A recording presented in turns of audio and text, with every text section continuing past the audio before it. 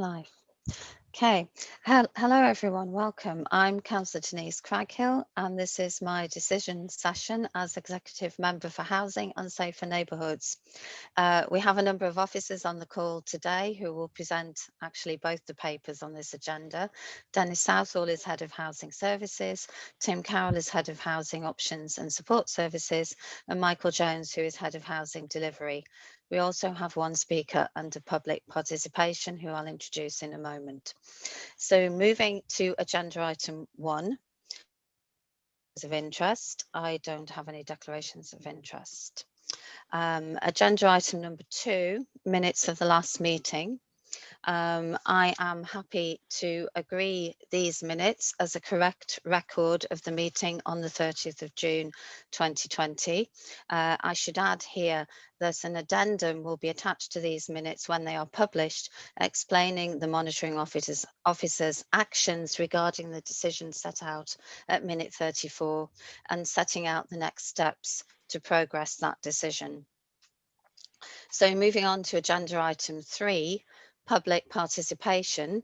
We have one speaker registered, Councillor Michael Pavlovic, who wishes to speak on agenda item 4, targeted support for people living in council homes.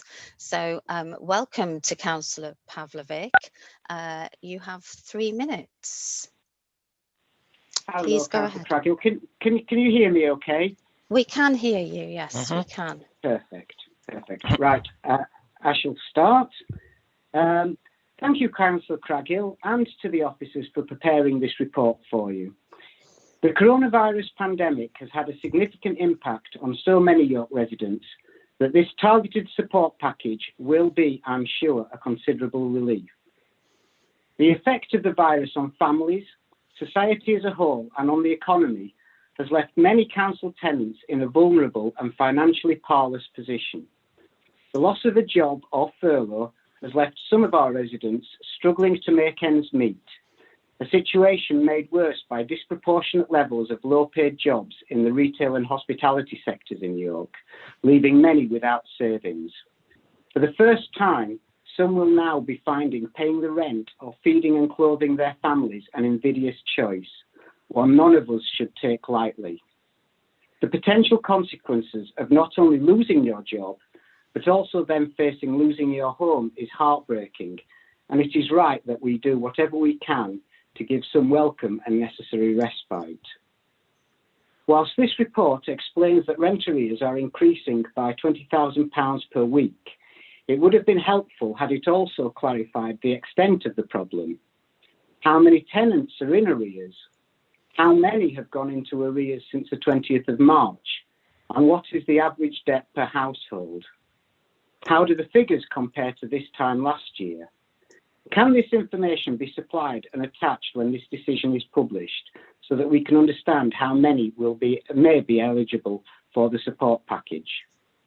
And Councillor Craghill, while I do commend this financial support, I have some concerns about how this will be administered and whether the recommended proposal before you may be overly burdensome on already anxious and stressed tenants. Would it not be far more straightforward, given that the eligibility criteria are so clear, that the Housing Department be proactive and approach tenants going into arrears directly to inform them of the scheme and invite them to apply, rather than make them approach another agency to then be referred for the support? Because it's likely, given the rate at which rent arrears are increasing, that many tenants will be finding themselves in this position for the first time. They will have not had to approach support agencies in the past and may not have experience of navigating through a potentially complicated process. So anything that makes accessing this support more difficult should be avoided. Now, more than ever, we need to not only be putting this financial package in place, but we need to ensure that everyone who could benefit from it gets the chance to sleep more easily by knowing that they will be supported by the council in keeping their home. I hope you find my ideas constructive suggestions to improve a very welcome initiative. Thank you very much. Thank you very much, Councillor Pavlovic. your points will certainly be taken into account as we discuss agenda item 4 shortly. And you can follow the rest of the decision session on the live stream. So thank you very much for your comments. Okay, so moving on immediately to agenda item 4, which is targeted financial support for people living in council homes, which is pages 5 to 26 of the agenda papers.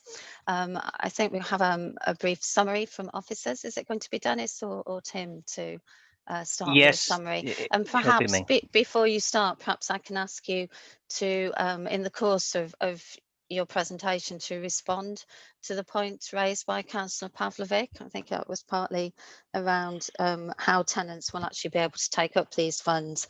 And there was also a question about a bit more details of the statistics of who might be in need.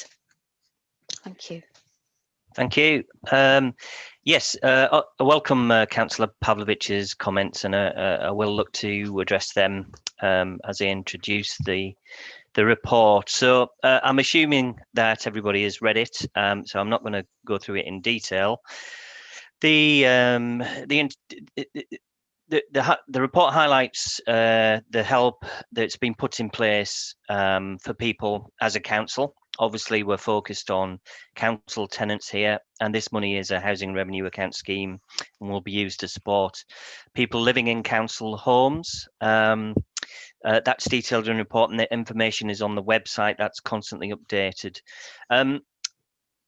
One of the responses, and I think this fits in with Councillor Pavlovic's question, was about us going to people to make them aware of this.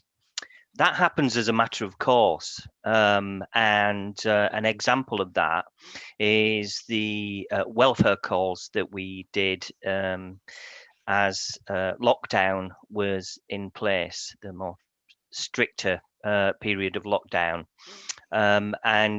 We actually brought in 30 redeployed staff to the department to support our team in undertaking those welfare calls, and we spoke directly to 5,600 tenants, and all of that was recorded. 68% of all the tenants were contacted, out of a total of just over 7,200. Not everybody responded to our efforts to do that. We employed 39 volunteers to also knock on 344 doors that we of people that we couldn't get hold of. Those were targeted at people over 65 years of age. And we also had a further 65 volunteers undertaking weekly social calls to 102 tenants as a result of that. But that didn't stop there. That's been ongoing. We're analysing that information, and we're looking at the number of food parcels and support with medication, other referrals, just so that we can have a full analysis of that particular exercise. But just to reiterate, this is an ongoing process. We manage arrears and support people with rent payment and finances on an ongoing basis. We always have done. That contact is ongoing. Our computer system flags people immediately that go into rent arrears, which prompts us to get in touch with them and offer them the help, support and advice that they need. We signpost people to other agencies, as Councillor Pavlovic has pointed out.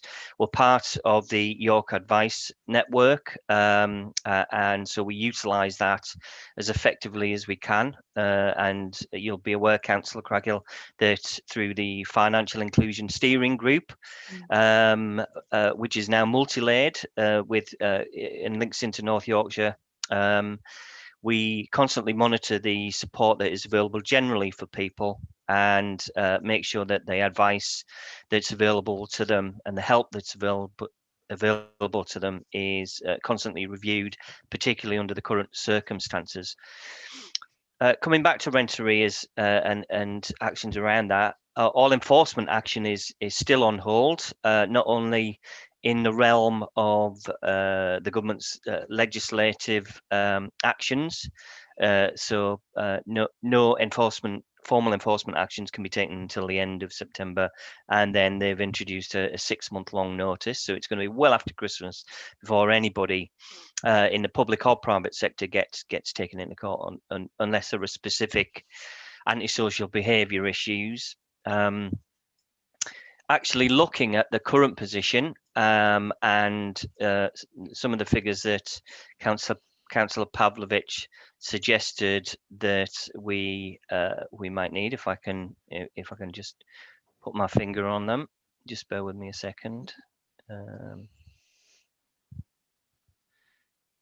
I can actually advise that we've had an increase of just under 400 families being in arrears. Of course, I can't find the actual figures when I need them. Apologies for that. But we from memory, here we are. On the 22nd of March, which is when lockdown hit, we had 2,593 accounts in arrears of 7,200, and the average arrears were £400.83. As of 13th of September, the figure was 2,960. And the average arrears was actually £397.43. So although the numbers have gone up, the average has gone down. That's a snapshot. Arrears are like turning an oil tanker. What the efforts that you put in, you reap the benefit a couple of months, 2 or 3 months down the line, from my experience. Because people need to get the finances stabilised, their benefit claims through, get repayment plans in place, and generally once they understand the situation, are confident, and can move on from that with a bit of sustainability. And this fund is another tool in helping us achieve that position. So again, I will reiterate, there's lots of help for people out there. The basic benefits, universal credit, housing benefit, help with rent. Our staff are very adept at helping people navigate those systems, monitoring those cases in partnership with them, making sure that all the information that people need to get in to complete those claims are available. But also the help such as the York Financial Assistance Scheme, discretionary housing payments, which can be in place for week after week to boost any shortfall in benefits, and things like council tax support as well. I could go on and on, but the information is on the council's website if anybody wants to look in at in a bit more detail. So they're very adept at linking into that financial support. If people need food banks, they can help them tap into that. And any other wider housing related or other support that's available. That's part of the job that they do day in, day out, and they will continue to do that. This scheme is welcome in backing up that.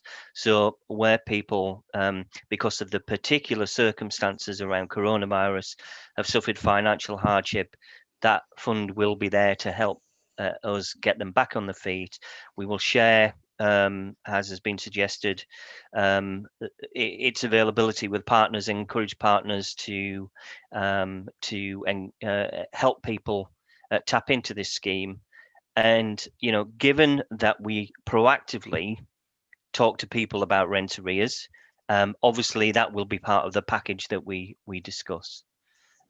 So we will systematically go through the existing help, the advice, the support, and included in that will be access to this scheme as well. So I hope that clarifies that matters.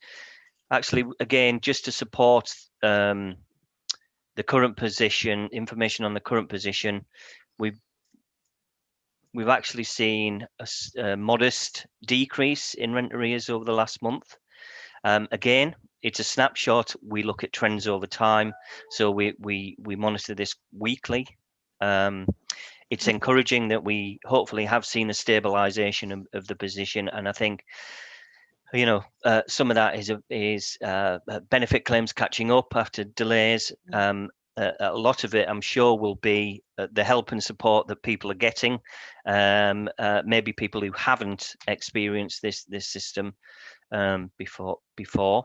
But again, just to reiterate, our staff are very adept and experienced at helping people through these situations.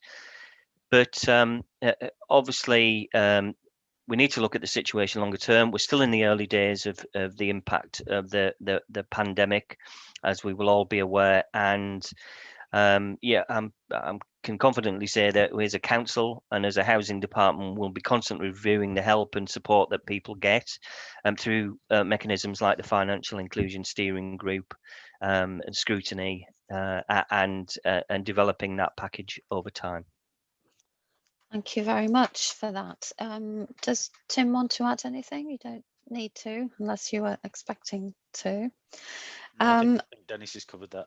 Okay, thank you very much. I think that's a very useful response and summary of what we're trying to do with this paper. I think the question about the figures on the arrears is interesting. It's obviously, as you say, Dennis, an ongoing issue as we move into recovery and people are dealing with all those sort of pressures from COVID and elsewhere. So it might be useful if you could share some of those figures or point us to where they are with myself and Councillor Pavlovic. I think that would be a useful thing to do with those. Other than that, there was sorry, did you want to come back? Yeah, sorry, I think you were going to say the question about MHCLG permission. Yes, I forgot to cover that, even though I've just seen it in my notes. MHCLG have confirmed that their permission is not needed for us to set up this fund, and they've confirmed that in writing as well. So if needed, we can attach that to the email to the publication. Okay, right, thank you. So I think overall, from my point of view, it clearly makes a lot of sense to do whatever the council can to help our residents who are struggling in the current circumstances, particularly as we see furlough coming to an end. And you know, as you've already said, many tenants, many of them actually in work, are already struggling prior to COVID, and the situation's only been made worse by the pandemic. So as you've outlined, the council's already done what it can in terms of suspending legal enforcement processes, refunding the first 3 months of the annual rent increase for those tenants that are not covered by increases in welfare benefits, and also contacted our most vulnerable tenants, as you described there, Dennis. And I think this new fund is now taking a much more targeted approach, which makes sense to target our help to where it can have the most beneficial effect. And as you've explained, everyone who is currently in arrears will automatically be contacted and are offered advice and support. And you attempt to agree a realistic repayment plan, and the housing officers, I think this really answers particularly Councillor Pavlovic's main questions. Housing officers will work proactively in partnership with other officers across the council and in the voluntary sector. And the new hardship fund will be part of a wider package of financial support and advice to really help individuals and families to help themselves into a more secure future. So to avoid that downward spiral of debt by taking some of the arrears out of the picture. So I'm really glad that we've been able to identify these additional funds in council budgets, despite the extra financial challenges the council's now facing as a result of COVID. So bearing all that in mind, I'm happy to move to the recommendations at paragraph 2 on page 5. To note the support currently available to people who live in council homes from the housing service, and secondly, to agree to the implementation of a housing hardship fund as set out at Annex A. And I think, as we've just mentioned, for the minutes, we can remove that final part of that sentence regarding MHCLG, because we now know that we have written confirmation that their approval isn't required.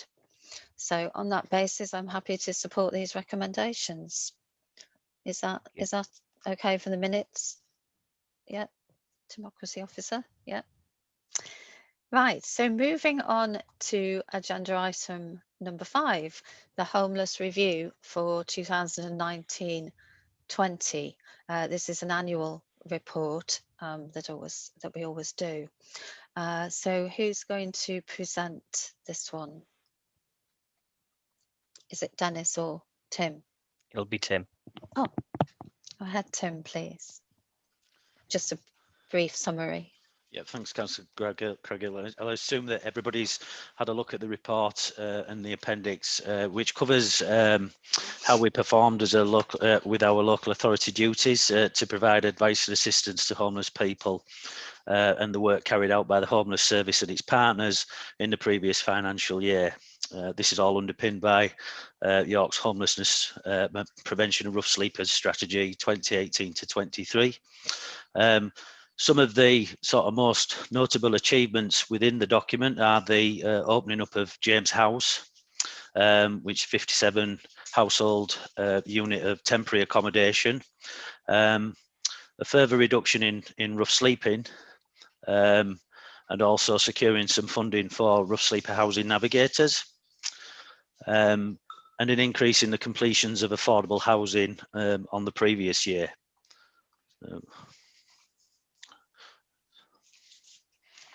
Right. Oh, that was your brief summary.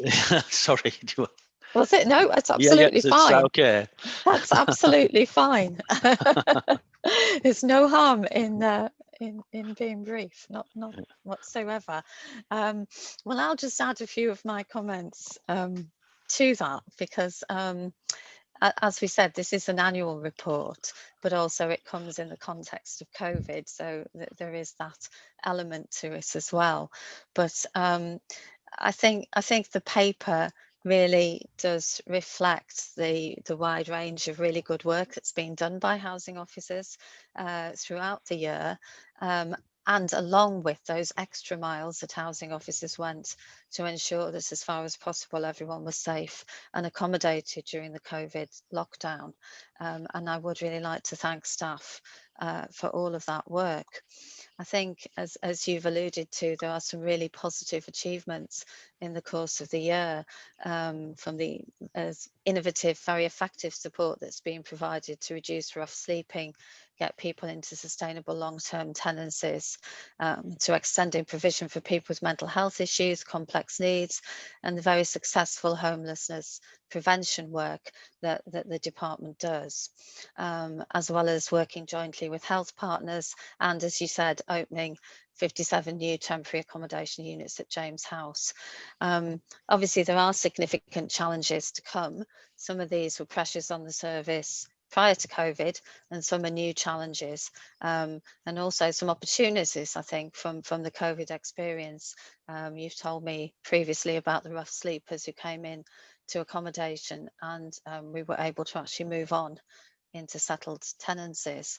So I think the programme of forthcoming projects and priorities that you have set out in the report aims to continue this innovative work and addresses the key issues, such as ensuring that all rough sleepers who were accommodated during COVID can continue to be supported.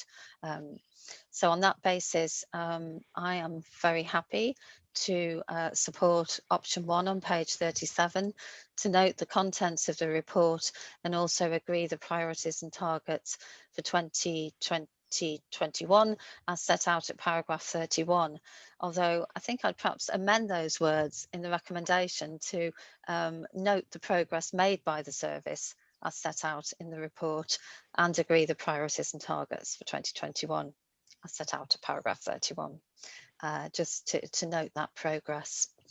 And I think that's what we need to do on that one, unless anyone has any further comments to add to that.